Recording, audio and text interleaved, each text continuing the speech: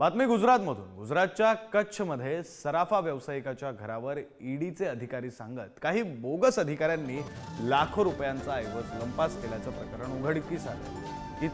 कित तिवारी अशी ओळख सांगणाराच या टोळीचा म्होरक्या असून त्याचं खरं नाव शैलेंद्र देसाई असल्याचं पोलीस तपासातून निष्पन्न झालंय। या प्रकरणी तक्रार मिळताच पोलिसांनी तपास सुरू केला। पोलिसांनी एकूण 12 जणांना अटक केली। पोलिसांना छापेमारीत 3 कार आणि 1 दुचाकी सापडली आणि त्यांचा वापर गुन्ह्यात झाला होता। तर पोलिसांनी आतापर्यंत 25 लाखांची रोकड जप्त केली। हा आकडा आणखी वाढूही शकतो।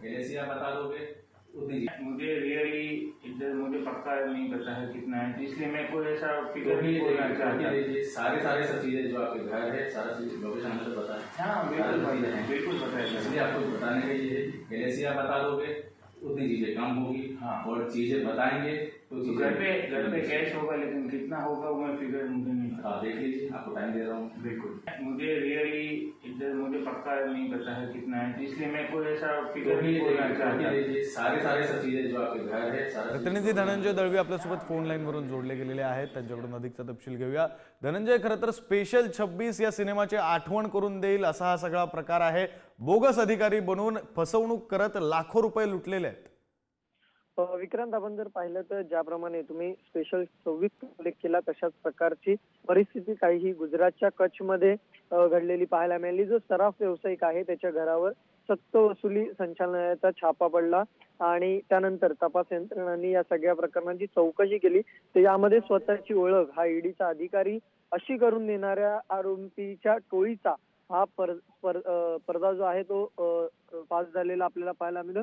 बोगस ईडी अधिकारी होता हा आणि यांनी घरात घुसून जे आहे ते या सोनं व्यापाऱ्याला धमकावलं होतं। खरीखुरी माहिती दे, काही लपवू नको, अन्यथा तुला तुरुंगवास घडेल, अशा धमक्या सुद्धा या आरोपींनी त्या सराफाला दिल्या होत्या। आणि या संपूर्ण घटनेचा थरारक व्हिडिओ जो आहे तो आता समोर आलेला आपल्याला पाहायला मिळाला। गुजरातच्या कच्छमध्ये विक्रांत ही घटना घडली आणि या सगळ्या संदर्भात आता पुढील चौकशी जी आहे ती गुजरातचे पोलीस जे आहेत ते करताना पाहायला मिळतात। मात्र अशा प्रकारच्या बऱ्याच घटना या आधी अनेक ठिकाणी घडलेल्या होत्या आणि आता गुजरातच्या कच्छमध्ये सराफ व्यावसायिकाच्या सोबत ही अशी घटना घडलेली आपल्याला विक्रांत पाहायला मिळाली। आणि यामध्ये या आरोपीच्या टोळीतील एक जण जो आहे तो या सगळ्या घटनेचं चित्रीकरण जो आहे तो करत होता आणि या सगळ्या संदर्भातली माहिती जी आहे ती मिळाली। आणि एकंदरीत जर पाहिलं तर हे सगळं जे आहे ते जेव्हा फसलं त्यावेळेस पोलिसांनी या सगळ्या संदर्भात आता माहिती घ्यायला सुरुवात केली की या आधी सुद्धा किती ठिकाणी अशा प्रकारच्या फसव्या रेट टाकल्या, या आधी किती जणांकडून अशा पद्धतीने लुटालूट करण्यात आली, या सगळ्याची माहिती आता पोलीस घेत आहेत की नाही खरंय। त्यामुळे आता पोलीस तपासामध्ये आणखी काय तपशील समोर येतो? या आधी सुद्धा अशा घटना घडलेल्या आहेत का? या आधी सुद्धा अशा प्रकारे गुन्हे या आरोपींनी केलेत का?